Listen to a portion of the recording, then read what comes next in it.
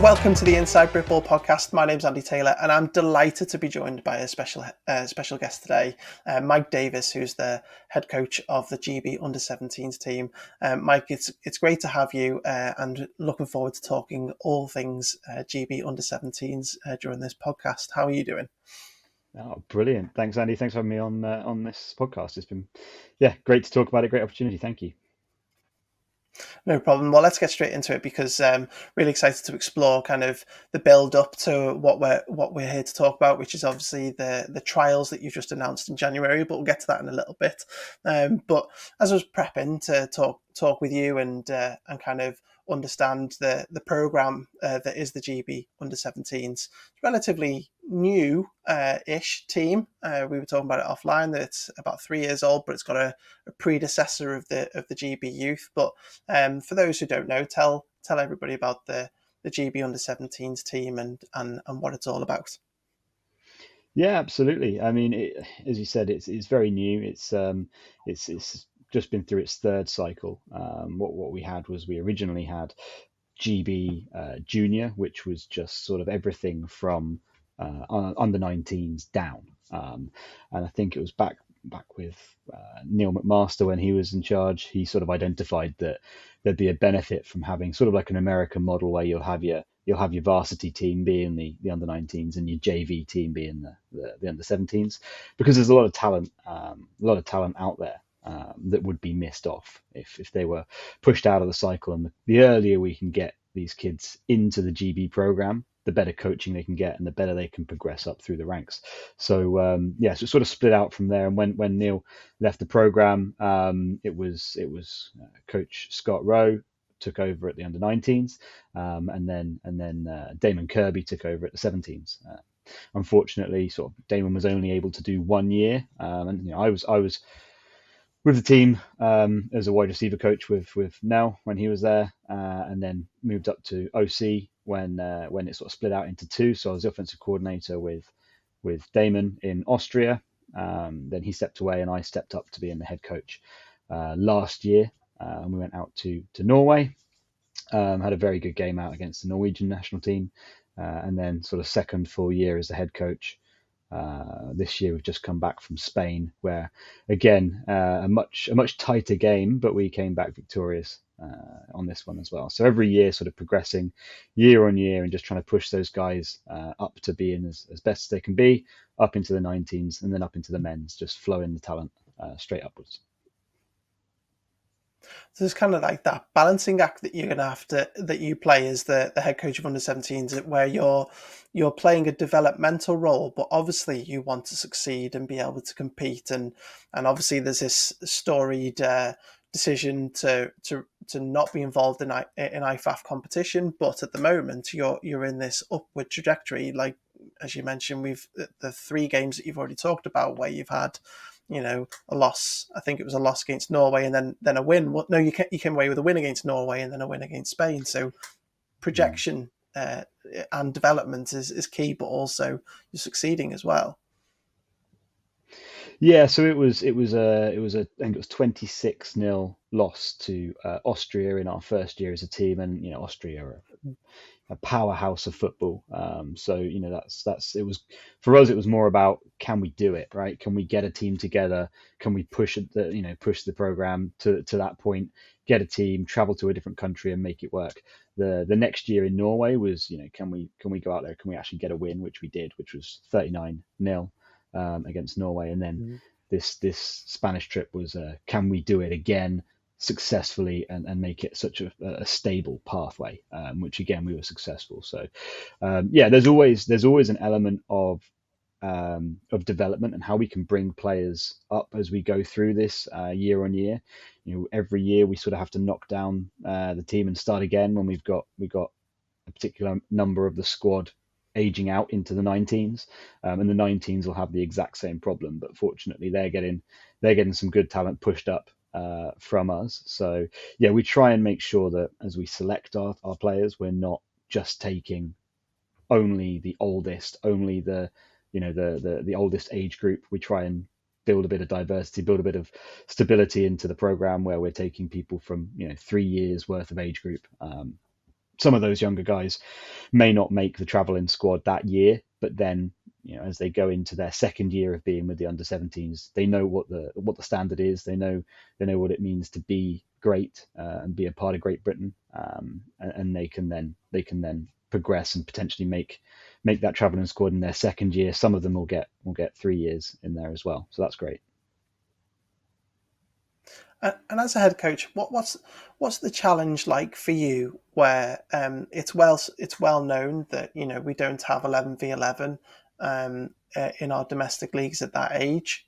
So certainly the earliest opportunity that they get is either at GB or this regional league or university, which is beyond obviously your age group. So Mm. I'm sure there's coaches listening. I'm sure there's some people who are interested in what's that challenge like for you to get people who may be playing at fives, maybe playing at sevens, who then have to come along and then there's 5 men on the offensive line or four down linemen on the defensive line. What's that challenge like for you as a head coach?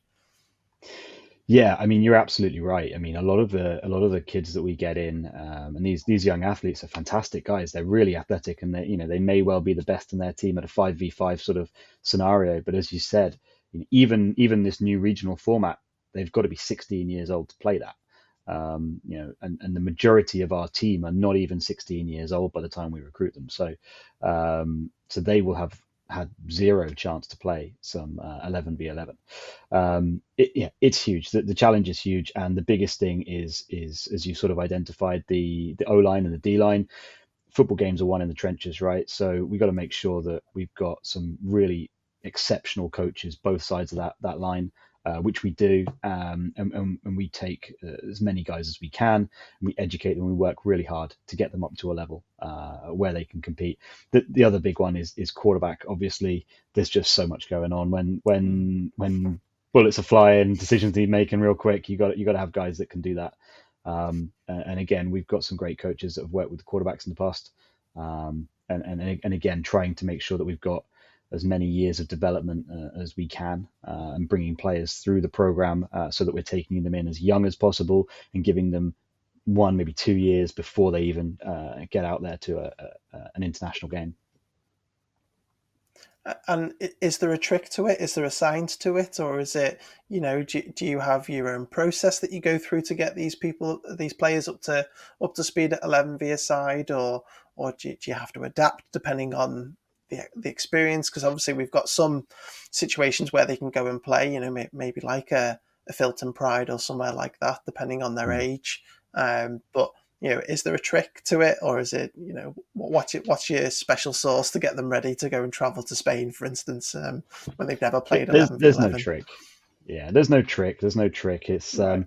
people are able to do things confidently when they have experience in it, and we just have to get them up to that experience level as quick as possible. So, every training session we have, every camp that we do, we try and squeeze every minute out of every day. We have no standing around sessions, and what we do is it's that old adage of you just win your battle, right? If you can win your battle and the whole team works together and they can all win their battles, then we can break it down into bite-sized chunks, and we can move on from there. So what we like to do is we like to do sort of fast 5 minutes where we'll have a real intense focus on that particular skill that we're learning.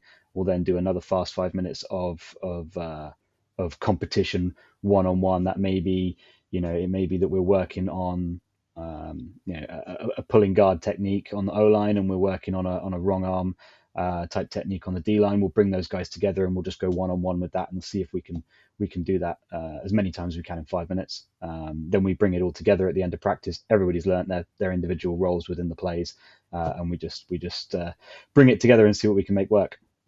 There's no real special trick. Obviously, the relationship we have with the guys that come from SGS and also NFL Academy, if they're bringing experience of 5 days a week training, then that helps elevate the team as well. So yeah. No, that's amazing, and I suppose that there are more challenges with that as well, isn't it? Presumably, scouting becomes quite a trick, which is what we'll talk about the trials in a little bit, but the trials obviously become very important for you guys. But um, tape and so on, presumably that's even how does that translate from a 5v5 to to 11 for your side is probably a trick as well for you to get right, to identify the talent in the first place. Yeah, absolutely. I mean, we've got coaches from 12 different youth programs within the GB under 17 squad. So generally speaking, throughout the year and the previous year, we are constantly scouting at games in real life. We know the teams that are in our divisions. We know the players that are in those divisions. So when we see them at trials, we already have a good inkling of who we can expect to be, a talented athlete. Um, we do sometimes take a look through some of the tape that's put forward, but at the end of the day, we have this trial set out. As we've already sort of said, the 5v5 is a completely different world to the 11v11. There are, very definitely transferable skill sets, but the things that we're looking for, are somewhat different. A lot of the attributes that we're looking for based around personality, work ethic, how they conduct themselves around the field. If they are athletic, we can make them into 11-a-side players by the end of the year. Amazing, and it must be really rewarding then to come and see this development. As you say, you might take somebody on who's 14 and leaves you when they turn 17, and they've come from 5v5 and now they're playing 11 aside and moving on to books or international under 19s. It Mm. must be a really rewarding cycle for you to see that development as well. Yeah, I mean, I've got kids that I coached, before it was under 17s, back in the time when it was GB juniors, that are now playing, NCAA D1 football, and you see them at the weekend, on TV. That's great to see that. But I've also got kids that have now Mm. had 3 years within the GB17s program. They've played in Austria, they've played in Norway, they've played in Spain. They'll be going off to the 19s, and it's been a real emotional journey with them all. Really fostering that team environment. There's nothing better than being at a uni game, a Bucks fixture, and you've got a guy come over to you at the end of the game. Coach, how are you doing? I haven't seen you in a couple of years. Great to see you. It's really fantastic, that family environment that we try and build. It's almost like they're gonna graduate with their upside down V's on, they're almost like their stripes. I was there for Austria, I was there for Norway, I was there for Spain. It must be brilliant.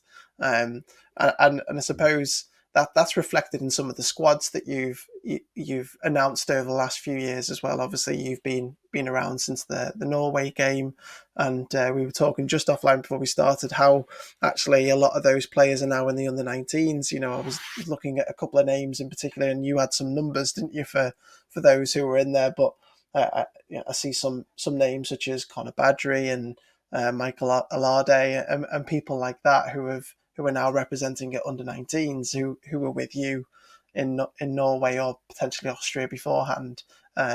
It's great to see that development as well. Yeah, so Corey was our quarterback in Austria, and he's then obviously gone off to bigger things with the under 19s.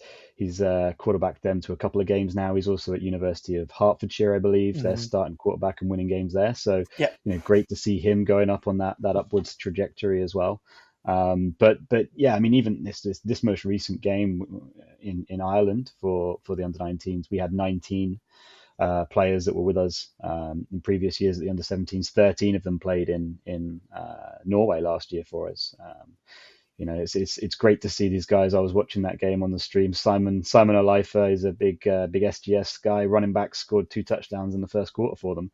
He was our MVP from Norway last year, Mm-hmm. and made a huge impact in Ireland for the under 19. So it's great to see these guys coming through.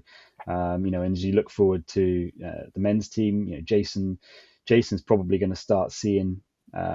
He's got their trials coming up soon as well. He's probably going to start seeing guys from the under 17s in Austria who will be pushing to trial for the men's team within the next sort of 18 months. And if you can get guys that are that 100%. are that are Especially if you pushing had a that 17-year-old. Yeah. absolutely, if you can Yeah. get guys that are pushing into the men's team who have already got 4, maybe 5 international games under their belt before they even hit the men's, then that's huge, right? Yeah, totally. And even looking at your some of your Spain squad, we were watching some of them in national finals this year, and it must be, although as you say, it is developmental, and you are trying to nurture these guys. It must be lovely to have some of these. I remember watching Henry. Was it Henry Burfield for the Rushmore Knights in their final this year? Who can run like an absolute train, can't he? And just people like that, Mm. that's just to name one that sticks out on your squad for Spain. But um, it, although yes, we would love 11v11 at domestic, and maybe one day we'll get there. You must still look at some of the talents that you've got and go, yes, can I have you in my programs because you'll do well here, and this will be the trajectory you'll Mm. go on from this point. Yeah, absolutely. I mean, Henry's a great kid. He works really hard, and like you said, he got that MVP for the under 16s Rushmore team, and then came out to Spain Hmm. and punched in a touchdown for us out there as well. So really good kid. I would love for us to be able to put a 11-a-side league out at that age group. I think we're quite a long way off it. Fundamentally, it comes back down to the offensive line, defensive line question. You see it at university and men's teams where they've not got numbers to pull a full O line together. So we're a way away from that right now, but it's definitely an end goal. Yeah, definitely. And is that a specific challenge that you come across? Because we touched upon it, around the 5v5, 11v11. But for you, generating that squad together, is that where you find the challenge? Is finding those linemen? It's probably seems like a bit of a daft question. Obviously, finding big guys who can push people around is not easy to find at 17 and under. But even at that level, taking into account that age group, is that still the biggest challenge for you? I And tell you what, we, quarterbacks, we I should suppose have you some of the mentioned earlier best as the well. best centers in the game, right? We should have the best. Every O line we've got should be a center. So, but no, it is right. It is. So I think when we look at the numbers of O line that tried out for us last year, I think we only had in total of both our North and South trial, I think we only had 16 O line that tried out. And we were able to take quite a few of those. Everyone that was safe and physically fit to be able to meet the minimum standards. Now, we didn't take all of them, but I would love for us to be seeing double digit numbers at each tryout in O line. That'd be the dream, right? Yeah, totally. And I think probably every program or team out there would have that same dream, wouldn't they? But I suppose at national level, you get the pick, and if you guys are pasting them together as well, then it just shows that there's probably a bit more of an underlying domestic problem that we'll need to sort out. But that's not for you to worry about, I suppose. But and so, what's it like for you within the overall program? Then presumably you'll need to have a working relationship with Scott because he'll be asking you about those players that are going to graduate and so on.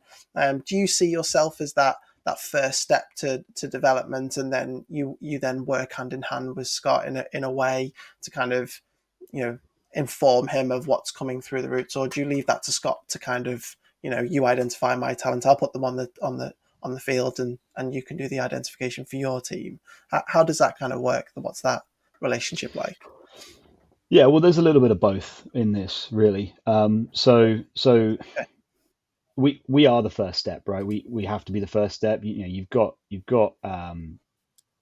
football operating at younger age groups for flag football, and that's great.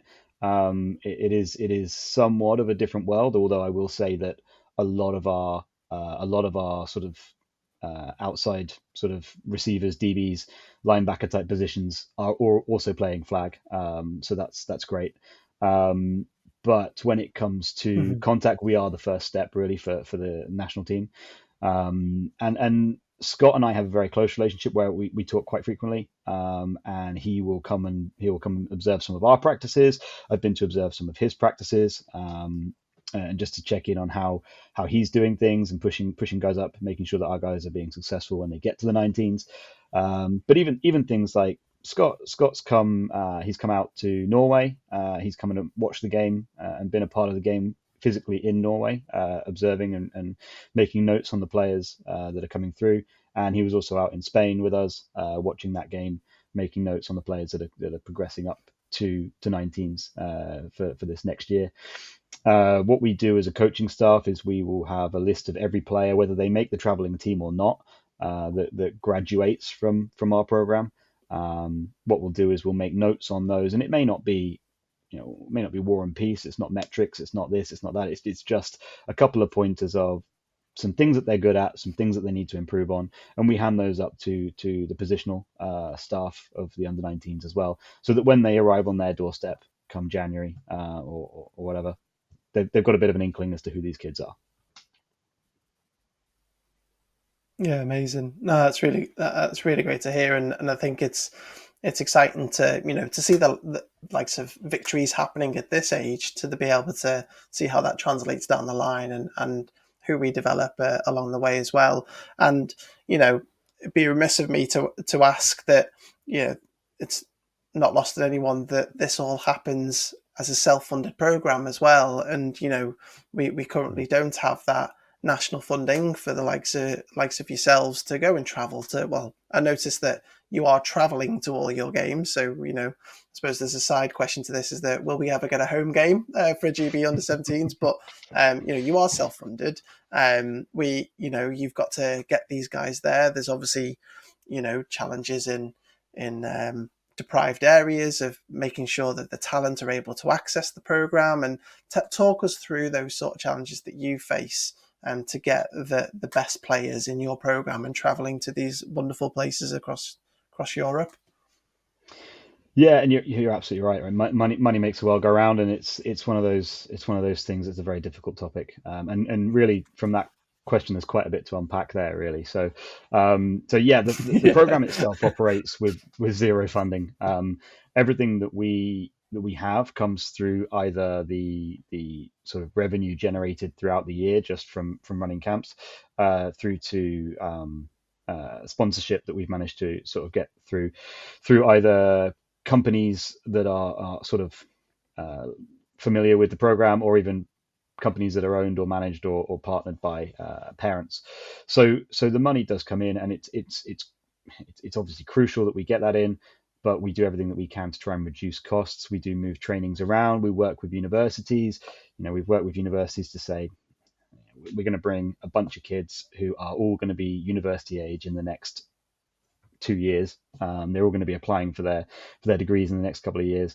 Wouldn't it be great if you could host them at your facility at a reduced cost, so that they can look and see what everything's like there? And that's been a good way for us to get some sort of cheaper, very rarely free, but cheaper facilities. But there are costs that we have to cover.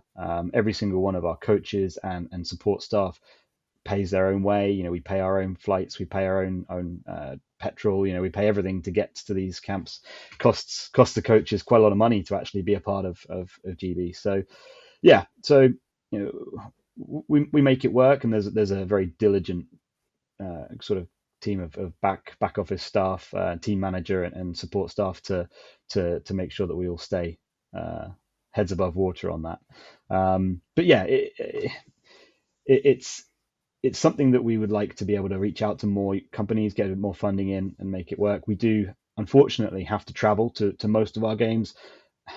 It's a part of being out of IFAF. It means that every game that we play is going to be a friendly game. I do a lot of work speaking to my counterparts across Europe. Have very good set of conversations with other regional head coaches, and a lot of them are in exactly the same position where they have no funding either. If we want a game to go ahead, they're more than happy to host us, but it does mean that we have to get ourselves there. And sort of to build from that, 2025 is we've got some big plans, and nothing to be confirmed yet, but I am very optimistic that we'll be able to get multiple games this year, and hopefully one of them is a home game as well. So No, no exclusive this time, but maybe next time. Brilliant. maybe next time, yeah. No, but absolutely. But no, I really do look forward to that day that we get to we get to see an under 17s team on home soil. I'm sure everybody will be really excited for that. I think it's really good that we actually get these live streams as well, isn't it? Because for people to be able to go and watch, and I was checking the British American Football website, and the game's still there, so you can go and watch it if you thought, oh, we didn't know we had an under 17s team. Well, go and watch that Spain game. You won't be disappointed. It was a cracking game. And I've heard many people talk about trying to get to Zaragoza, so well done for getting to Zaragoza as well, because it's It not the was tricky, easiest that place to one. get to, is it? For sure. So yeah, no. I was looking at some stats that you've got like 28 different teams in your 2023 squad, 22 in your 2024 squad. So you must have some sort of relationship with all those teams as well. If not, it's just here's this player, look at this tape. Actually, to be able to get some insight into all your players and get a heads up around who's in the youth setup. You must be proud of the fact that you're able to pull from all these different areas of the country. I can see Scotland involved as well as London and Solent, and you're across the breadth of the country there, aren't you? Yeah, absolutely. Some numbers for you. Our 2023 squad, we had players from 29 different teams, and I would love to see if you could name all 29 youth teams. But this past year, we've had 28 different teams, so one less than the year before. But I mean, I think it goes to show Right. that there is a huge uptake in the country, right? There are a lot of kids that are playing this game. We had over 140 players that trialed last year, and I expect for the 2025 team we'll see the same sort of numbers. So there's a huge uptake in it, and the sport is growing. It's just our job to make sure we do our best to represent it in future. One of the difficult parts we have is looking at physically or geographically where we have our practices as well. You mentioned we got kids that come from Scotland, we got kids that come from Exeter, you've got kids that come from Kent Mm-hmm. and Wales. So where do you have a practice that is both a Mm-hmm. reasonable distance to travel and also available and affordable? It is really difficult. And again, you sort of touched on it earlier as well. Is the thing about we want the best talent to come into this. We want to open the doors to absolutely everybody. We don't want to be holding camps that are reliant on players spending hundreds of pounds to get themselves physically to the camp. It's a really tough ask. And whilst we're not able to, unfortunately, at this point, we're not able to help players with their travel fees. But if there are any players out there that are questioning, I'm not sure I can afford the costs of the camp. I'm not sure if I can afford the costs of the traveling squad games and things like that. We have got sponsors that are willing to sponsor players for these types of events. Not across the board, but there is a little pot of money that we can hopefully we can help out some of these kids that potentially come from different economic backgrounds. Superb. So tell everybody about these 2025 trials, because you've already teased that there's great plans for 2025. So if they ever need any sort of um, want to come and trial out for you and get involved with the under 17s program, then 2025 is the year by the sounds of it. But tell everybody about these trials coming up. Yeah, so we got one in Manchester in the north, and I appreciate that for some of the Scottish kids, that's not particularly north for them, but unfortunately, that's about as not far north as we as we are able to go at this point. But yeah, we got one in Manchester on the 11th of Jan. It's going to be a good session. Got a bit of time off the field, a bit of time on the field. What we'll do is we'll generally speaking at the trials we will spend most of the day working through individual drills, working through assessments of the sort of capabilities of the players in their position, and then we'll start to bring it together as a bit more contact in the afternoon session with a bunch of kids that have not played 11-a-side football before, running a full offense versus defense scrimmage. And I actually remember last year's Bristol session, we ran over by 40 minutes because the kids were having so much fun, and we were making big plays in both offense and defense, and parents were more than happy to let it keep going. So so we got one in 11th Jan in Manchester, and then the 18th of Jan in Bristol. Nice. So that's a busy week for you anyway, to try and get all the Well, support staff it needed will for be. that full 7 days. It will be. It will be because we've got to review both camps, grade and get feedback to every player, ready for us to have our first team session on the 1st of February as well. So Okay, so you've left yourself lots of time to be able to do that then. yeah, well, we've got a few years of practice for this now, so we're pretty efficient with it all. Brilliant. So, you have talked about how each year you have to almost reset, mainly because of the turnover of players. But if there was anything that you wanted to develop on from a program point of view, what would that be going into 2025 and beyond potentially? I think the biggest thing, and it's come up a couple of times in this conversation, is just is that transition from five-a-side to 11-a-side, focusing on situational football and how we can make sure that the guys are seeing different types of football as possible. One of the main takeaways that we had from this game in Spain was they played a type of football that we were not familiar with, and we hadn't seen. We weren't able to scout them going into the game because they didn't have any scout footage available, and we weren't overly ready to see that style of offense that moved the ball on us very effectively. Likewise, they played a very specific type of defense that we struggled with our passing game on. So as we go forward into this year with potentially multiple games happening, we want to be pushing a session into every part of practice, every practice camp we have, which will be focused on showing these kids a different style of football that they may have not seen before. Almost running scout periods without a team to play, if that makes sense. We're not Yeah. scouting anyone in particular, but we'll be running an unusual offense, or we'll be running an unusual defense, just so that we can see different things. And that's going to be a big thing for us going into 2025. More situational football. Brilliant.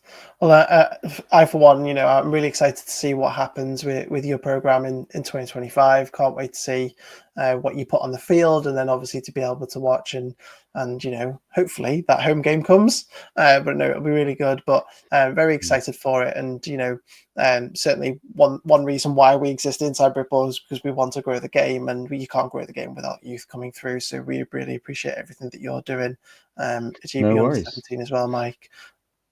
I would say But that our trainings are completely open. So if you want to come and observe, you want to kind of be around the side of the pitch and have a look at the training, more than welcome to turn up on the day. If you, as a coach, wish to be a bit more involved and want to come and get stuck in, then fire me an email, reach out to me in some manner, and we'll see if we can work something out. We've done it in the past where we've had coaches that will come down and they'll observe a positional group. I do ask that if that's going to be the case, then obviously you need to reach out to me beforehand to make sure that we've got the right people there. But we are open as a program. We are completely open. I'll share the practice plans with people, and we'll get people involved. And I think I can probably write you an email afterwards that gets you some CPD points as well. So it's a win-win all around, right? it sounds like it, and what a perfect opportunity. If you're even just a budding coach wanting to gain some knowledge from very experienced coaches and very knowledgeable coaches, then why wouldn't you take up that opportunity? So, no, we will definitely share the details of the trials. We'll share the details across our social media platforms as well for with the message of get in touch if you want to be involved for sure. And very generous with your time today. I really appreciate it. But best of luck going into 2025, and best of luck for that grueling 3 weeks that you've left yourself for in January. And hope all the best for 2025. Mike, thank you very much for joining us. Brilliant. Thank you so much.